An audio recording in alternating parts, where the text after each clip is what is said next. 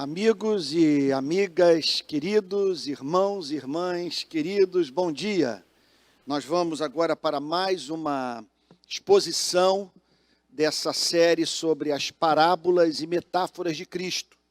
E hoje eu gostaria de chamar a sua atenção para o texto que se encontra no Evangelho de Mateus, capítulo 9, verso 35. Repetindo, Mateus, capítulo 9, verso 35.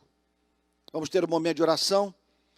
Pai Santo, nosso coração é grato a Ti, pelo dom da vida,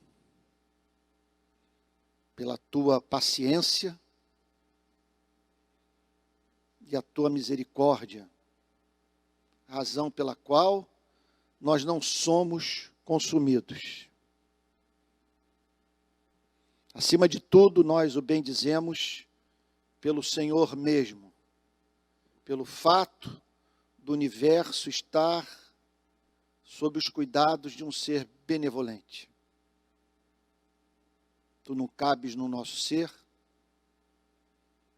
tu sabes que pensar na tua onipresença nos faz perder o fôlego, somos pequenos, frágeis, limitados. Contudo, a Tua palavra nos apresenta o Criador do universo como ser majestoso,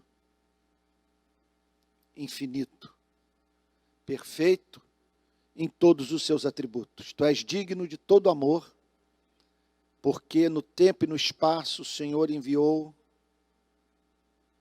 Jesus Cristo, a nossa esperança, para morrer pelos nossos pecados. Nós rogamos a Ti nessa manhã, pelo perdão de pecados. Se Tu observares as nossas iniquidades, quem subsistirá? Pedimos que o Senhor afaste de nós as nossas transgressões, nos perdoando pelo que fizemos, pelo que deixamos de fazer, pela nossa inclinação ao mal. Perdoa-nos e dá-nos a consciência do Teu amor gracioso. Nós pedimos que agora o Senhor abra o nosso entendimento para a compreensão da Tua palavra e que aquilo que haveremos de descobrir no exame dessa passagem bíblica extraordinária nos edifique. Edifique a Tua igreja. Sustenta os que estão desanimados, frustrados com a vida, com todo um histórico de orações que aparentemente foram ignoradas por Ti. Encoraja-os, Senhor. Traz aquela palavra que reordena a nossa vida mental, aquece o coração e nos faz voltar a comer com prazer. Senhor, e se durante essa exposição bíblica alguém que não nasceu de novo nos ouvir, que essa manhã seja manhã de redenção, Senhor. E que enquanto a mensagem dessa gravação ecoar nesse planeta, que homens e mulheres sejam movidos a Te servir com compaixão no mundo aflito. Em nome de Jesus, Senhor. Amém. Irmãos queridos, essa é uma passagem que fala sobre a missão da igreja no mundo, mas a partir de uma apresentação do que esse mundo desperta no coração de Cristo. O que Cristo sente quando olha para cidades como Amsterdã, Nova York, Buenos Aires, São Paulo, Rio de Janeiro, quando olha para a África subsaariana, para as favelas desse mundo, para os que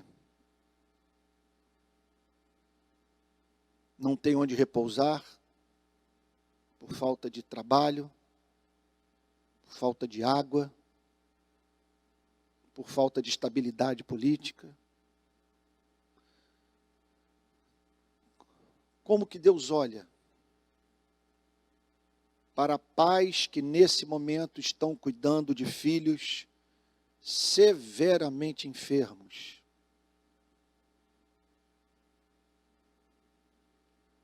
Que se passa no coração de Deus quando Ele contempla pessoas que, apesar de terem sido abençoadas em larga extensão pela providência divina, que contudo não tem paz. Como Deus vê a nossa espécie, sujeita ao processo inexorável de envelhecimento e morte. Como Deus vê seres que, apesar da consciência da sua finitude, não se satisfazem até mesmo com algo como a galáxia da Via Láctea.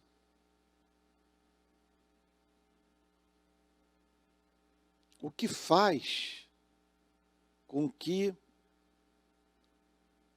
nos perturbemos diante do fato de que duramos pouco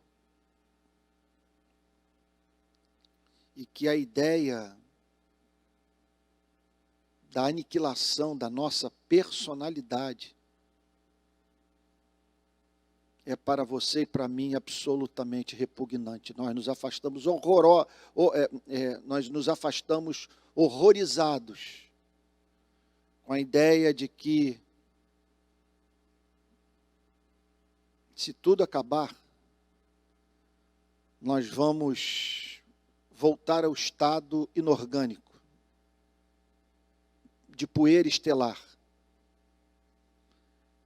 sem o que nos distingue do restante do universo. Nossa personalidade única, com nossas memórias, vivências, tudo o que marcou as nossas vidas, levando-nos até mesmo a chorar. O que o texto diz no verso 36 é que, ao ver as multidões, homens e mulheres de todas as classes sociais, faixas etárias, ricos e pobres, solteiros e casados,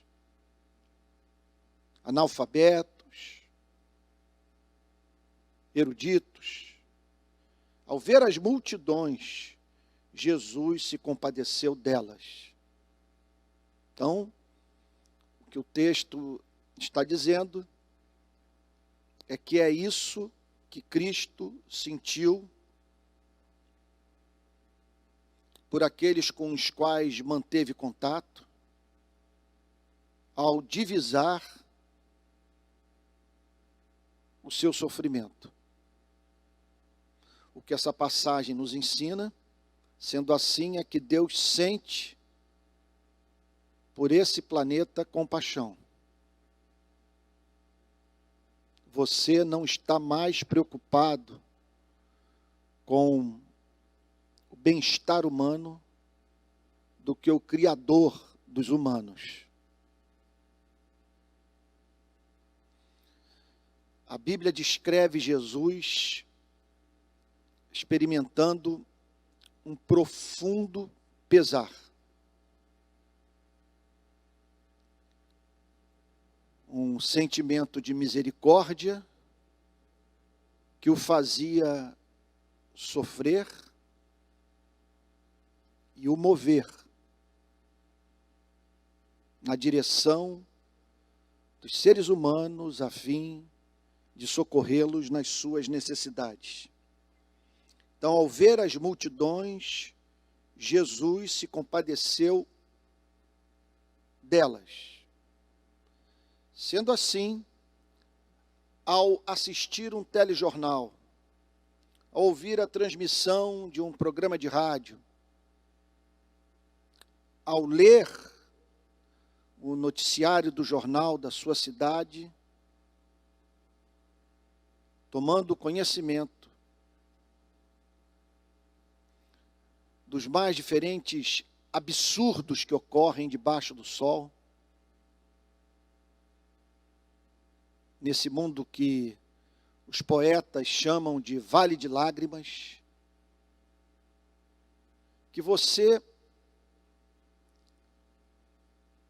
parta da seguinte compreensão, da seguinte pressuposição, que é uma pressuposição, é um pensamento que serve de pressuposto para todos os demais. É o fundamento de todo um encadeamento de ideias. A partir de qual pressuposição você deve ver a vida nesse planeta? Deus se compadece dos seres humanos. Se compadece dos justos e dos injustos, dos que creem, dos que ignoram a sua existência. E por que Deus se compadece dessas pessoas? Porque Deus se compadece da humanidade, de você e de mim. O texto diz: porque os seres humanos estão aflitos e exaustos como ovelhas que não têm pastor. As pessoas estão aflitas e exaustas. Vivem sobrecarregadas por ansiedade e carentes de energia que as faça encarar a vida a partir da mobilização de todo o seu ser. São pessoas que vivem sob as mais diferentes espécies de pressão. O medo de empobrecerem, de adoecerem, de perderem entes queridos. Essa é a condição humana. Então, essas pressões levam os seres humanos para a terapia, para os ansiolíticos, leva os seres humanos para o álcool, para as drogas, leva os seres humanos para a igreja. Os seres humanos, então, saem em busca daquilo que possa aliviar os seus fardos. E em meio a tudo isso, o Senhor Jesus acrescenta um dado que faz com que tudo seja visto com a mais profunda compaixão da parte de Deus. O que ocorre? Essas pessoas estão aflitas e exaustas, seu quadro, aflição e exaustão. Mas o que torna tudo mais dramático ainda, o fato dessas pessoas não terem quem cuide delas. São como ovelhas o que, portanto,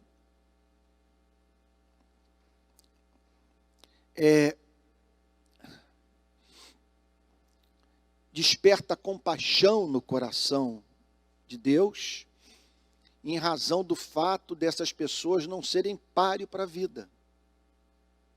São ovelhas num mundo de lobos. Então, são seres naturalmente frágeis, num mundo que lhes é hostil e que carecem de proteção, carecem de direção. São ovelhas carentes de proteção, repito, e direção, mas no mundo sem pastor. Elas ignoram a existência daquele pastor sobre o qual Davi falou no Salmo 23, o Senhor é o meu pastor e nada me faltará. Elas ignoram a existência desse pastor e na vida não encontram pessoas que dê direção para a sua existência, que lhes ofereça aquela espécie de resposta para os seus problemas que é a pura expressão da verdade, que atende às verdadeiras demandas do espírito humano, que não apenas faz o diagnóstico, mas apresenta a solução para a aflição. Então aqui está o Senhor Jesus declarando: estavam aflitas e exaustas como ovelhas que não têm pastor. No verso 37, nós tomamos conhecimento do fato de que o Senhor Jesus, num daqueles encontros com as multidões que o acompanhavam, não se conteve e decidiu desabafar com seus discípulos. Então observe que há algo que Cristo tem a compartilhar com o seu povo. Veja, algo que Cristo tem a compartilhar com o seu povo, mas do ponto de vista do que lhe traz peso ao coração, do que o preocupa, do que, permita-me usar de uma linguagem antropomórfica, do que o angustia. Naqueles dias, certamente, sendo ele o Deus que se fez homem, sujeito, portanto, aos sentimentos que nos acometem, um Cristo moído pela angústia de ver seres que foram criados à imagem e semelhança de Deus, contudo distantes do propósito do Criador e da vida que Deus designou para a nossa espécie. Então o texto declara, no verso 37, que Jesus desabafou com os seus discípulos. Por que Jesus desabafou com os seus discípulos? Porque é de se esperar que a igreja entenda o coração de Cristo. E não apenas isso. Ele desabafou com seus discípulos porque aquilo que precisa ser feito só pode ser feito pela igreja. Eu não estou dizendo que somente a igreja pode reformar a sociedade. Não estou declarando que somente a igreja está em condição de lutar por governos, conforme se costuma dizer, justos, fraternos e igualitários. A história geral nos mostra que a graça comum tem sido eficaz para mover não cristãos à luta pela justiça. Contudo, àquilo que só os cristãos podem fazer pela humanidade. É isso o que é revelado com clareza pelo verso 37, a ponto de Cristo não se dirigir à humanidade, mas se dirigir à sua igreja, ali representada pelos seus discípulos. Então Jesus disse aos seus discípulos, preste atenção, que aquilo que o Senhor Jesus disse aos seus discípulos em desabafo, é o que ele quer falar hoje para você e para mim. As circunstâncias são radicalmente diferentes. Naqueles dias, o Cristo encarnado se dirigindo aos seus discípulos, no encontro face a face, no tempo e no espaço. Hoje, o Cristo ressurreto, pelo Espírito Santo, se dirigindo à sua igreja. Há cerca de 2000 anos após a sua crucificação. E aqui, então, o verso 37 revela o que Cristo tem a dizer para a igreja. O Cristo que se compadece das multidões. Observe, portanto, o seguinte ponto, que ignorarmos o que Cristo sente é uma ofensa ao próprio Cristo. Não há como agradarmos a Deus se há um descompasso entre a nossa vida emocional e a vida emocional de Cristo. O que o texto está dizendo é que por mais que experimentemos uma alegria sólida, profunda no nosso coração, por mais que estejamos certos da glória que nos aguarda no reino vindouro, esse regozijo não é incompatível com essa dor fruto do amor. De você olhar para os seres humanos, se angustiar, ser levado às lágrimas e muitas vezes ser encontrado até um pouco deprimido ou muito angustiado, em razão da percepção de que seres que são portadores da sua natureza estão passando por sofrimentos que, se você enfrentasse, sucumbiria. Então, o que Cristo tem a dizer para a sua igreja, a partir dessas lágrimas de compaixão? Em primeiro lugar, o fato de que a demanda por misericórdia é gigantesca. Contudo,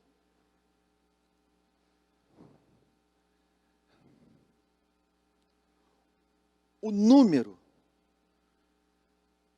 de pessoas aptas a exercer esse papel de pastor na vida, que movido por compaixão, socorre os seres humanos, é desproporcional.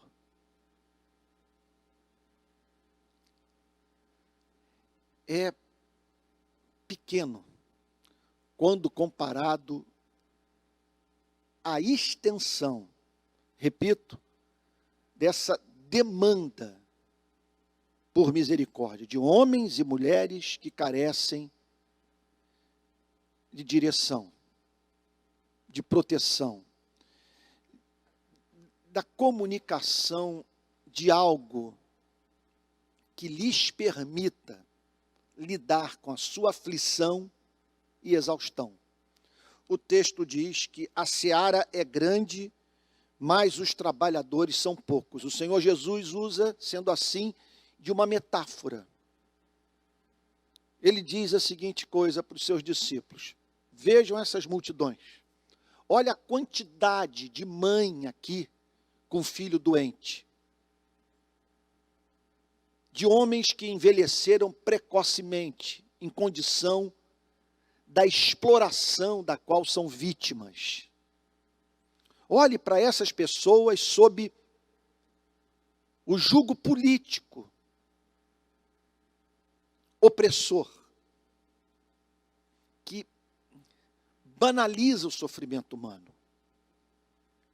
E, igualmente, sob a direção espiritual de homens que não falam em nome de Deus, que usam o nome de Deus em vão, que apresentam um conceito de Deus que mais se parece com o conceito bíblico do diabo. Então o Senhor Jesus diz o seguinte: olha, ao que comparar o que nós estamos vendo? Há um campo, um imenso, um gigantesco campo.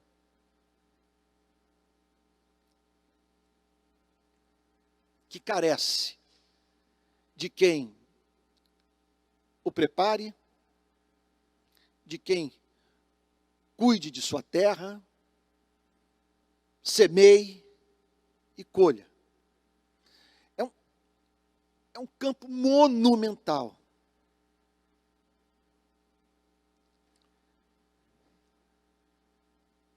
Para o qual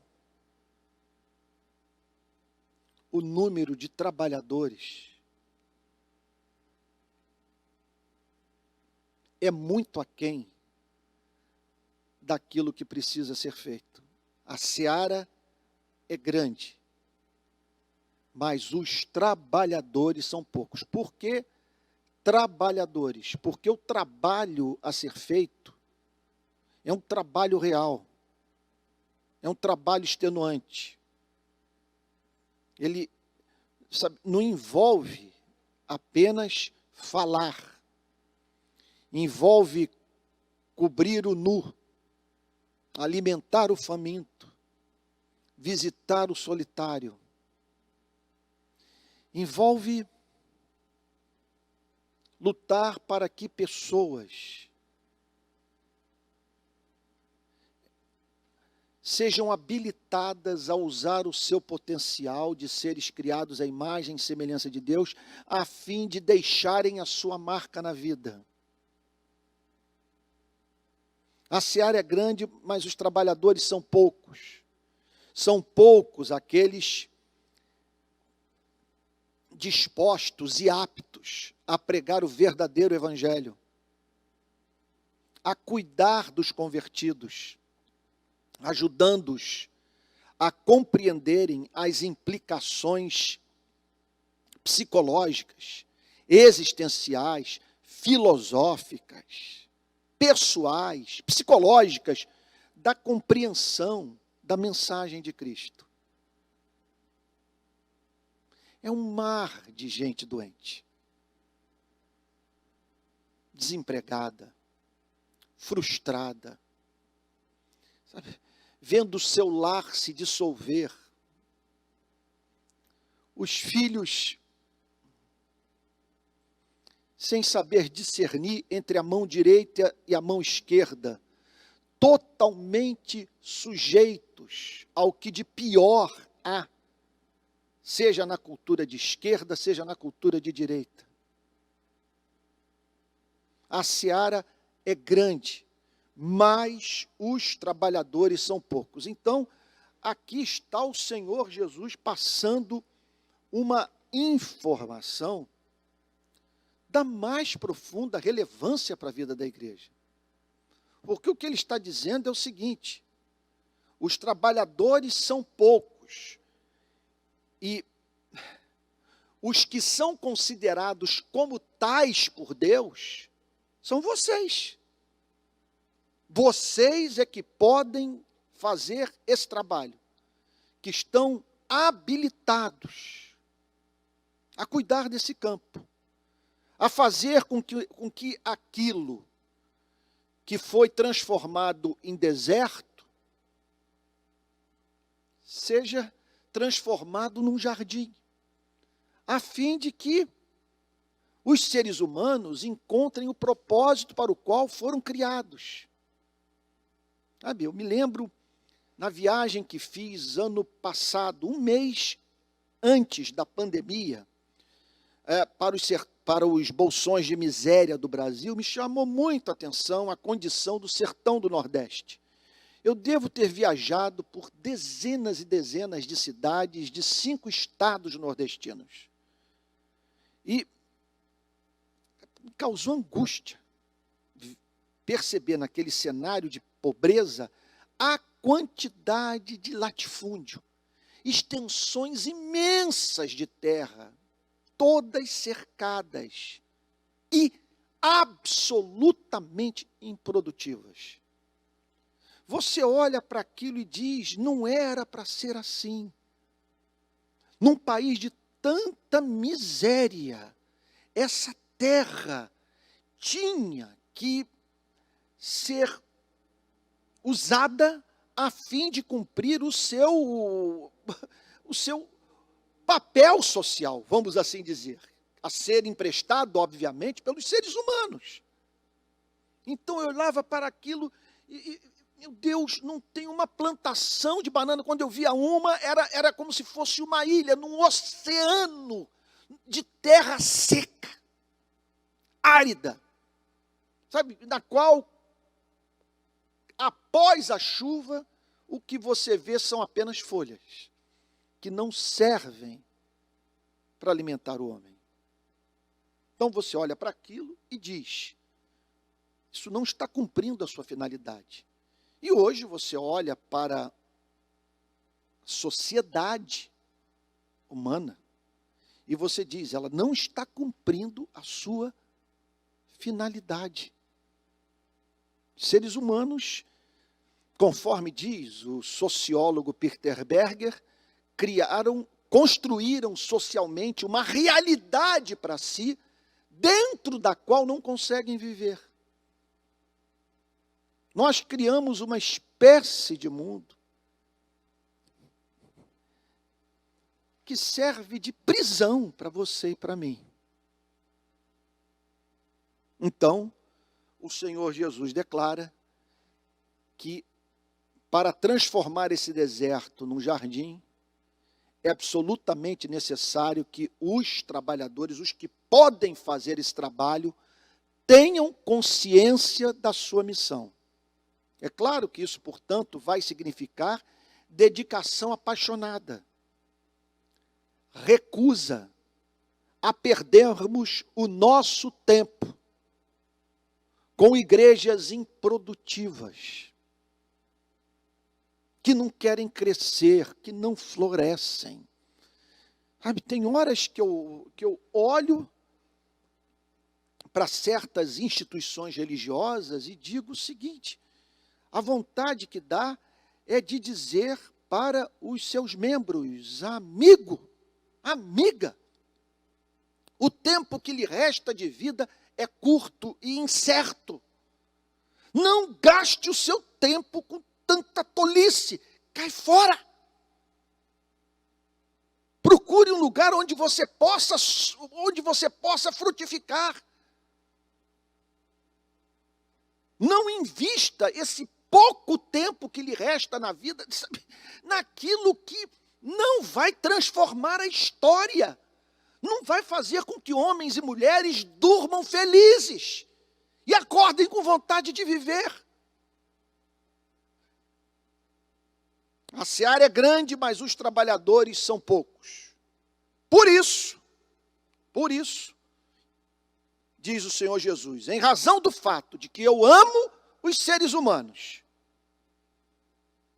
que o número dos que sofrem, dos que estão aflitos e exaustos sem pastor, ser gigantesco, e poucos os que têm compaixão, interesse pela felicidade humana, que sofrem com a miséria dos da sua própria espécie.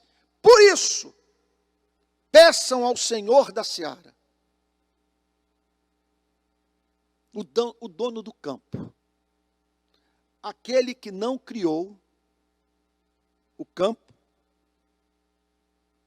para ser transformado num deserto, que ele mande trabalhadores para a sua seara. Qual foi a última vez que você e eu oramos por isso? Senhor, envie trabalhadores para a sua seara. Observe, veja, que as circunstâncias em que o mandamento é apresentado para os discípulos demandam o mais profundo zelo por parte da igreja em obedecer a Cristo. Porque deixa eu te dizer uma coisa. Se eu lhe pedir algo com lágrimas e você se esquecer do que eu lhe solicitei, se eu vir tratando com indiferença ou interpretando minhas lágrimas como as lágrimas de um excêntrico, se você ignorar aquilo que eu lhe comuniquei no momento da mais alta comoção, eu quero lhe dizer que você vai estar me insultando. Então aqui está Cristo com os olhos marejados. Porque como que os discípulos souberam que ele se compadeceu das multidões? É muito provável que Jesus naquele momento chorou, como chorou sobre Jerusalém. Como chorou no enterro do filho da viúva de Naim. Então ali estava ele comovido. E sob comoção ele desabafa com a igreja. E o que ele tem a dizer?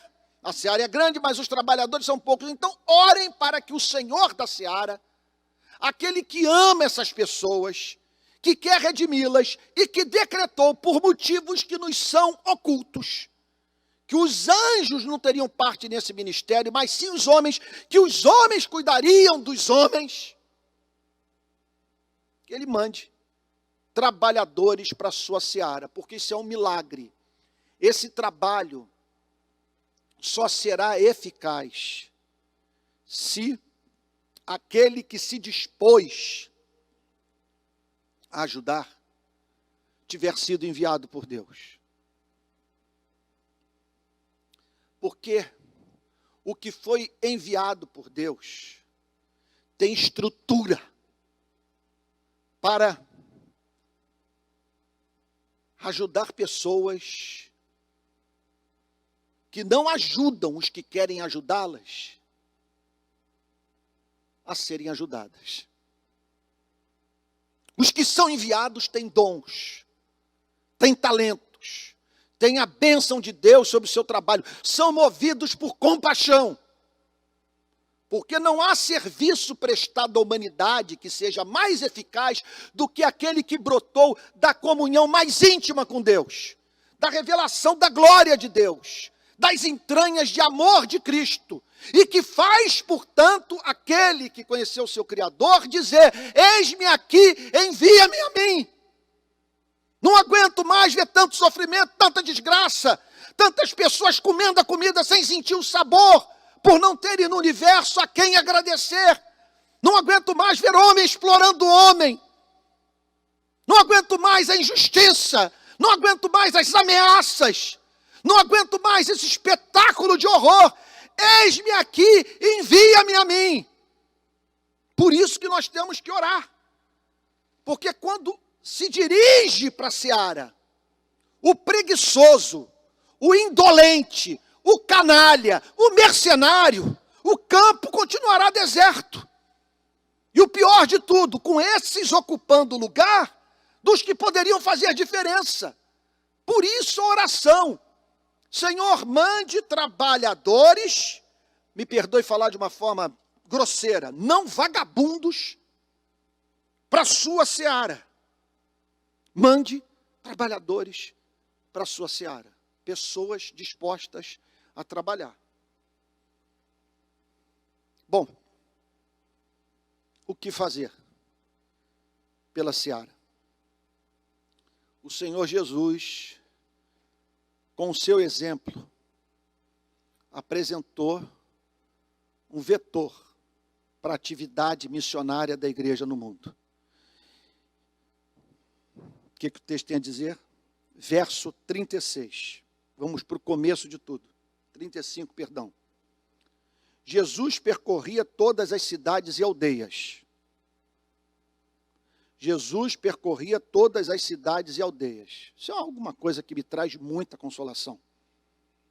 porque me traz muita consolação, porque teve um dia que eu tive que romper. Isso eu estou falando de 2007. Eu tive que romper com o modelo de ministério pastoral que consistia do trabalho do gabinete pastoral para o púlpito, do púlpito para o gabinete pastoral. É bem verdade que eu fazia outras coisas, mas basicamente esse era o meu trabalho. Quando eu me vi na rua, percorrendo as comunidades pobres desse país, eu senti falta de dentro, de a partir do contato com a minha tradição de espiritualidade, chamada de reformada ou calvinista, de encontrar pessoas envolvidas com esse tipo de atividade. É claro que existem.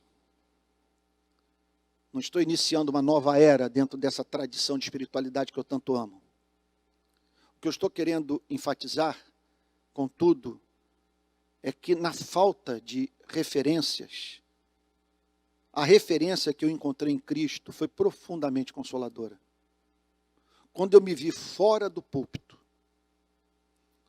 durante a semana, mais presente nas ruas do que no templo ou no escritório da igreja, eu pude olhar para Cristo e ver Cristo vivendo a vida que Ele me moveu a viver. Porque o texto diz que o Senhor Jesus percorria todas as cidades e aldeias. Ou seja, não é um Cristo que veio a esse mundo para ficar enfurnado dentro de uma sinagoga. É um Cristo que é encontrado sob a luz do sol, enfrentando a chuva, o calor, o vento, sabe, com os pés cobertos de poeira. Um Cristo que foi na direção das pessoas, que não esperou que as pessoas viessem a Ele. Um Cristo que é encontrado nas Sagradas Escrituras, na maior parte das vezes, em contato com os sofredores, com os miseráveis, com os párias, com os pobres, com os enlutados, com os enfermos. Então, o que significa ser enviado para a seara como um trabalhador? Significa ir para a rua. Significa nós nos encontrarmos num lugar como esse, o mínimo de vezes possível, a fim de que nesses encontros que tivermos no templo, sejamos batizados com o Espírito Santo, renovados na nossa fé santíssima, a fim de no minuto seguinte irmos para as ruas para cuidar dos aflitos, dos exaustos, que são como ovelhas que não têm pastor. Não é possível que desenvolvamos um modelo de espiritualidade que restringe a vida cristã ao templo, ao espaço de um prédio eclesiástico. E o que é que Jesus fazia nas ruas? Há 3 verbos que estão aqui no gerúndio, que resumem a missão da igreja no mundo. O texto diz que Jesus ensinava nas sinagogas, pregava o evangelho do reino e curava todo tipo de doenças e enfermidades. Ele ensinava, pregava e curava. Está aí. A síntese do que nós temos que fazer por este mundo, descrito por Cristo, como composto por homens e mulheres aflitos e exaustos, que vivem como ovelhas que não têm pastor. O que nós devemos fazer? Em primeiro lugar, nós devemos ensinar. O que significa isso? Preste atenção em nome de Jesus, senão você vai estar perdendo seu tempo. Você vai estar na seara sem cuidar do campo que Deus lhe deu para cuidar. E ocupando o espaço de alguém que poderia ser mais produtivo do que você. O que significa ensinar? Pegar o pressuposto do evangelho, aquela mensagem simples que criança pode entender, chamada evangelho, que Deus amou o mundo de tal maneira que deu seu Filho unigênito para que todo aquele que nele crê não pereça, mas tenha vida eterna. Isso é o evangelho. E a partir desse pressuposto, apresentar as suas implicações éticas, suas implicações morais, suas implicações para os mais diferentes campos da vida. Significa, portanto, comunicar de modo linear, inteligente, racional, apresentar a doutrina e a sua consequência prática. De modo, preste atenção, que pessoas fiquem livres do seu cativeiro intelectual, porque parte da miséria está na cabeça. Está na cabeça. Nada me... Assim, uma das coisas que mais me causam angústia, e aqui, por favor, não me confunda com moralismo, com moralista,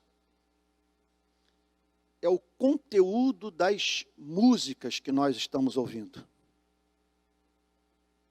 Que é um lixo. Um lixo. Especialmente do ponto de vista do tratamento que as mulheres recebem nessas canções. Um mundo de pieguice, de imundície. Não sei como tanta gente se sujeita, sabe, a essa arte das trevas. Esses dias eu encontrei um amigo de surf do meu período, que era a pessoa com quem eu mais pegava onda, era um irmão, ainda é um irmão para mim, embora ele não participe da vida da igreja. Nós nos encontramos recentemente na praia, e ele falou que ele estava usando um aplicativo chinês chamado TikTok, que ele morria de rir com algumas coisas que ele via no TikTok. Pelo que eu entendi, ele usava aquilo até para dormir. Eu fui ver o TikTok. Eu me inscrevi no TikTok. Uma quantidade absurda de mulheres que se trancam no seu quarto. Olha, isso aqui, se você chamar isso de moralismo, sinceramente, eu perdi a interlocução com você. Todas seminuas, mostrando o traseiro para a câmera. Eu fiquei pensando, o que leva mulheres tão bonitas a dançarem diante de uma câmera dentro do seu quarto? Sabe? Com músicas que são humilhantes para a mulher.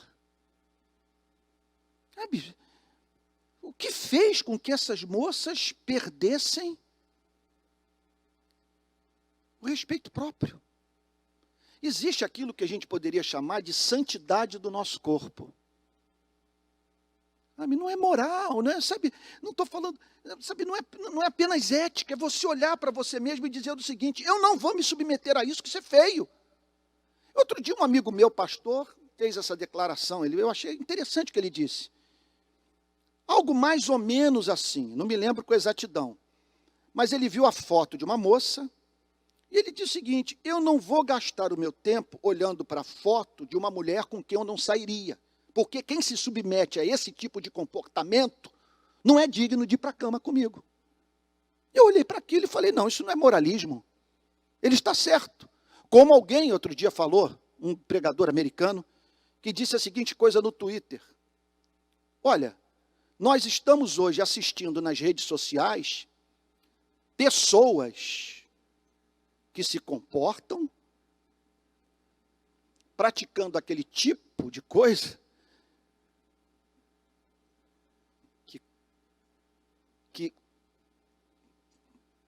contará contra as suas vidas no dia do juízo final.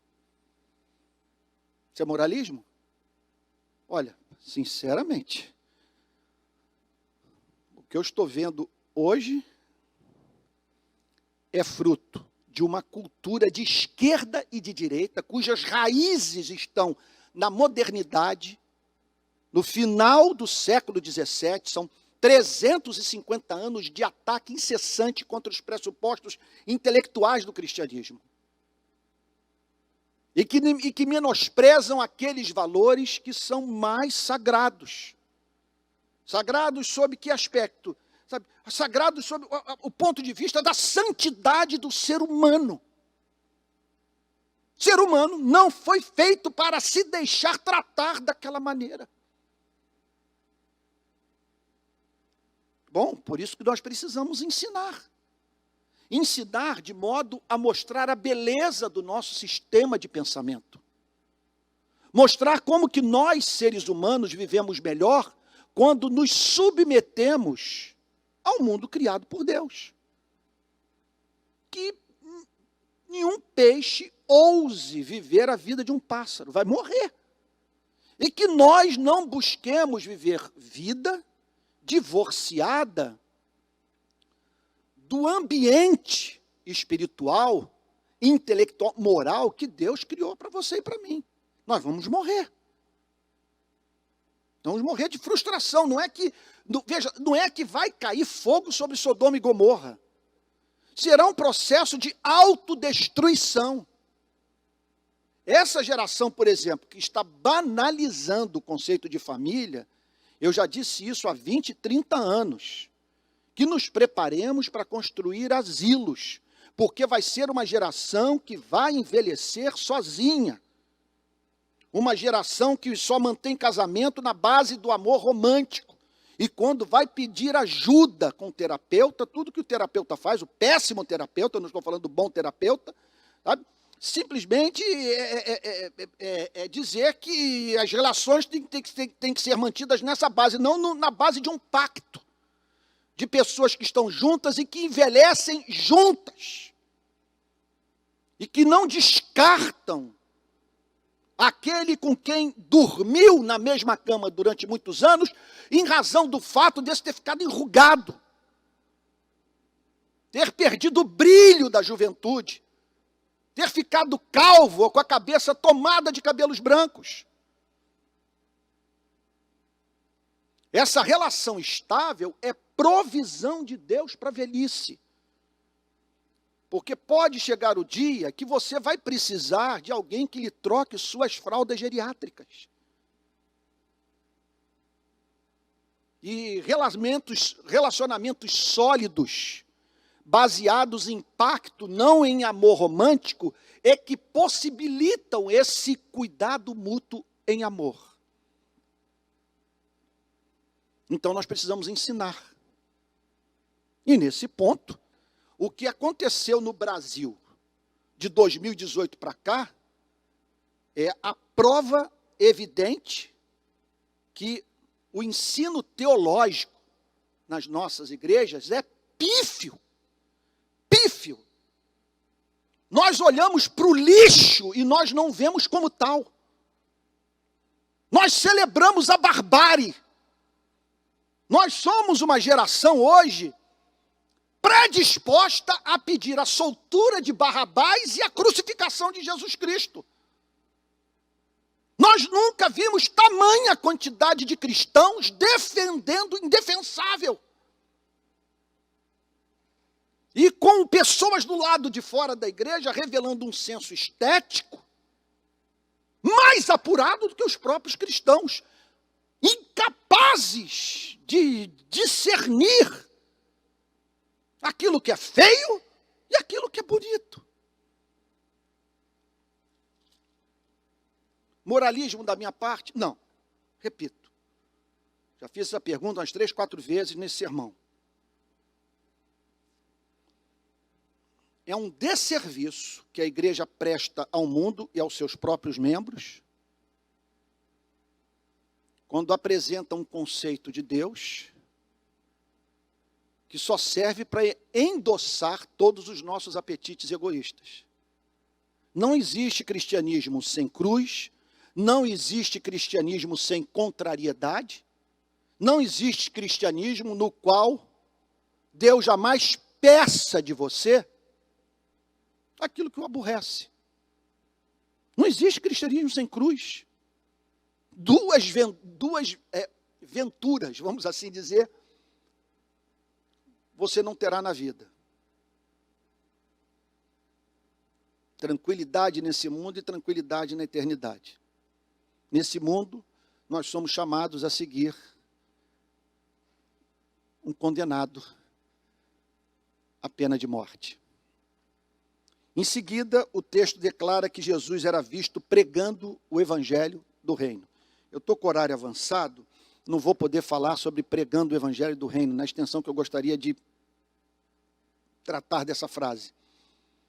Jesus pregava o evangelho, pregava o básico, pregava aquilo que é necessário para que o ensino faça sentido.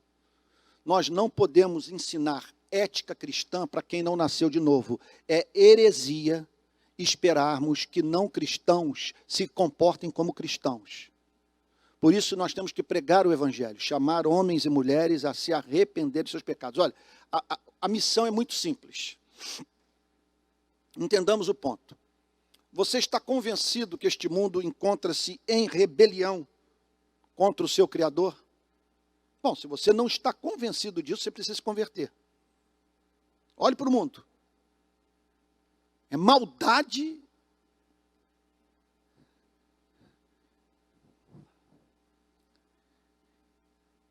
em todos os continentes do planeta. Homens matando homem e, se possível fosse, matando o próprio Deus. Qual é a missão da igreja? Vou dar aqui o papo reto.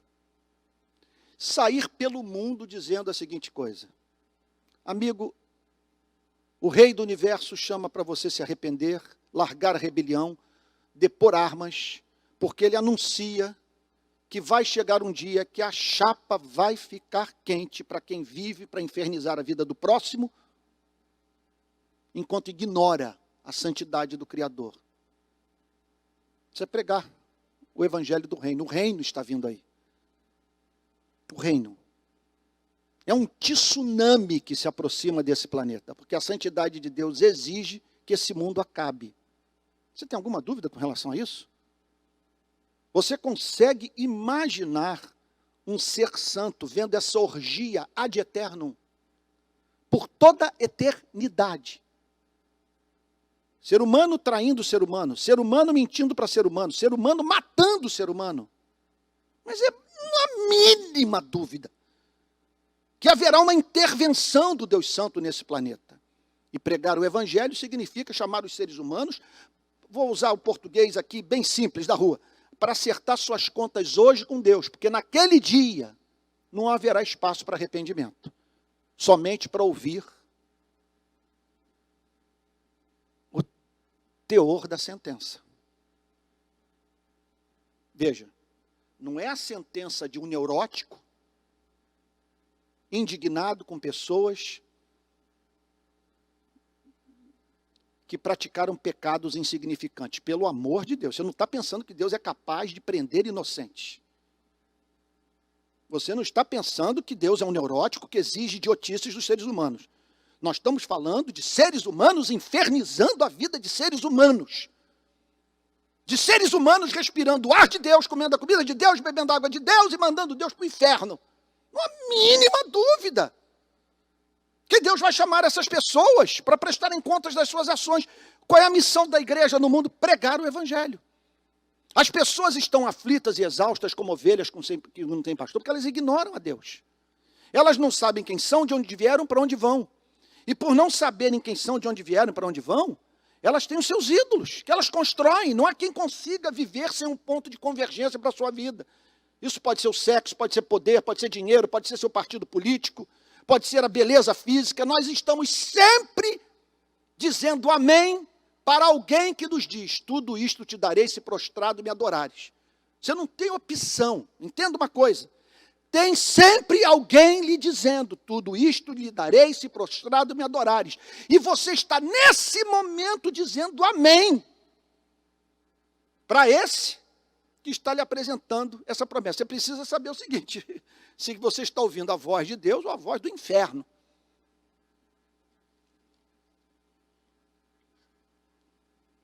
E por fim o texto diz que Jesus curava as pessoas de todo tipo de doenças, enfermidades. Veja, aqui duas coisas estão envolvidas. A primeira, o ato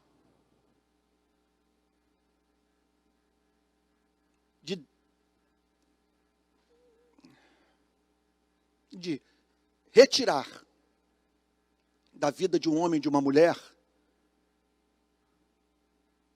o que o faz sofrer. Ele curava porque ele queria ver aquelas pessoas livres do seu fardo, da sua dor, da sua enfermidade. Agora, ao mesmo tempo, aquele ministério de cura sinalizava o reino, dava credibilidade à pregação, fazia com que as pessoas compreendessem que a pregação era a palavra de Deus. Então, nós estamos falando aqui do recurso que Jesus dispunha para aliviar os fardos humanos. O extraordinário poder de, com a imposição de mãos, com a palavra, curar pessoas. O que nós precisamos hoje é discernir o que nós temos em mãos. Que recursos Deus nos deu para curarmos pessoas. Que tipo de ação nos cabe fazer para que pessoas vivam melhor e, ao viverem melhor, parem para nos ouvir.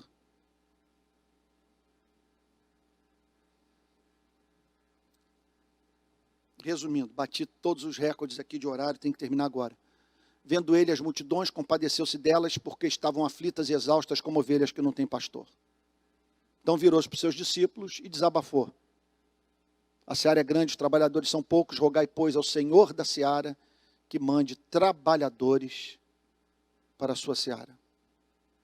O que significa? Ensinar, pregar e curar.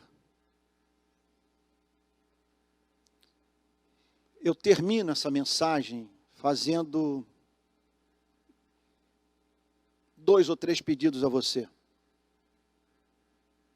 Em primeiro lugar, peça a Deus que você participe da vida emocional de Cristo. Que em alguma extensão você sinta essa compaixão pelos seres humanos. Em segundo lugar, que você faça parte desse movimento de oração que tem como objetivo clamar a Deus para que Ele envie trabalhadores para a sua seara. Porque só um milagre da graça para que ser humano se esqueça de si mesmo e pense no próximo. E em terceiro lugar, que você possa nessa manhã estar dizendo, eis-me aqui. A seara é grande, Senhor. Pessoas estão aflitas e exaustas e o Senhor sofre com o sofrimento delas. Senhor, eis-me aqui. Usa-me no ministério de ensino, de pregação e de cura. Mostra dentre esses ministérios qual o que deve se fazer mais presente na minha vida. E que enquanto eu viver, Senhor, os aflitos e exaustos encontrem em mim um pastor. Alguém que cuida do que sofre e lhe dá direção para a vida. Vamos orar? Pai Santo, que passagem extraordinária. Estamos profundamente comovidos com o que ouvimos. E desejosos de não perder tempo com o que nos impede de estar nessa seara com as mangas arregaçadas, cuidando do teu campo. Ajuda-nos a participar da vida emocional de Jesus. aceita a nossa oração, cujo conteúdo é: envie trabalhadores para a sua seara, e aceita a oferta das nossas vidas. Eis-nos aqui, envia-nos a nós. Tu sabes que eu já orei tantas vezes esse ano, Senhor, dizendo a Ti que não é possível que alguém que tenha tanto desejo de Te servir,